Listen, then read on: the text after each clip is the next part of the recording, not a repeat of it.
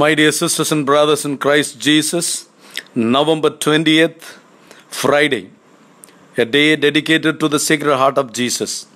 I want all of you to entrust to the care and protection of the Sacred Heart of Jesus. Let us surrender and submit ourselves and our families and our anxieties and our worries, because He invites us, those who are burdened with problems, that we may find solace and comfort in Him. My dear sisters and brothers in Christ Jesus, today's Gospel is Luke's Gospel, chapter 19, verses 45 to 48, where we see Jesus very angry, restless, and aggressive. It reminds us of the Old Testament prophecy, "The zeal for your house consumes me." The words found in Psalm 69, verse 9. Luke tells us briefly of the scene where Jesus, now in Jerusalem, drives the traders from the courts of the temple.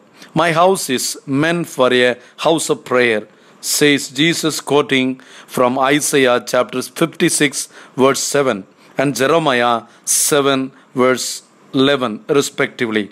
"But you have turned it into a den of thieves." What Jesus objects here is the corruption of the sacred. My dear sisters and brothers in Christ Jesus, those coming to the temple needed to buy animals for sacrifice, and they needed to change their Roman coin into acceptable Jewish currency, that is shekels, to make their contribution to the church. Jesus had no problem about that. What he objected to was that the business was being carried on inside God's house when it could just as well had been done outside. Jesus undoubtedly had people cheering for him as he chastised the Jewish officials and moneymakers. But how many cheered for him when the Jews asked for a sign from Jesus? He replied, "Destroy this temple, and in 3 days I will raise it up." Probably somewhere baffled. In today's gospel, he purified the temple and now he wanted to destroy it. Not surprisingly, the chief priests and the scribes, especially those who might have been involved in what must have been a lucrative business, were plotting how to get rid of Jesus, who was upstaging their authority and accusing them of hypocrisy, greed, and corruption. The chief priests, as members of the ruling Jewish council, the Sanhedrin, had great authority. But it was not going to be easy as the ordinary people continued to flock to Jesus, and as Luke tells us, were hanging on his every word. Jesus is an example of the true prophet. He speaks as a messenger of God, and he is indeed God's own son. He stands as a counter witness to all that is against truth, love, and justice, and as such inevitably incurs the anger and hostility of those who have power, and power based on falsehood, on self-interest, corruption, and injustice. Our church in its communities and through individuals is called on to continue that mission of counter witness. It will win us the support and admiration of some, but also the hostility and the anger, even the violence of others. This is something we should not at all be surprised at, nor something we should try to avoid. Our holy concern must be always to speak the truth in love.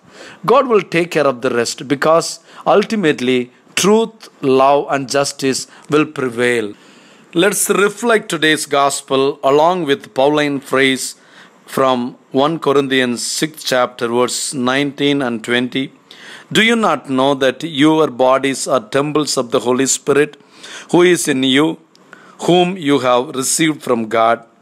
You are not your own, you were bought at a price. Therefore, honor God with your bodies." Do we realize the words of St. Paul, how much it is not at all followed by many of us? "My body and my soul are a temple of the Lord, and belong to the Lord. Is this temple a sacred place, a house of prayer, or is it given over to the false gods of money and greed? Do I abuse my body and expect the temple of God to be clean and holy? Do I know that my sisters and brothers are created in the image of God? Do I respect them as I respect the temple of God? Do I see the presence of God in each one of them? These days we are not able to go to the churches because of the pandemic, COVID-19, to pray and to celebrate the sacraments, to attend the Holy Mass. Is it not the best time for our lives to realize the truth? We are the true temples of God. God dwells in each one of us. Let us keep our bodies holy, respect others as well, by asking God's grace to realize and to practice the holiness in our day-to-day life. For ourselves, Christ is the temple of which we are part through the church.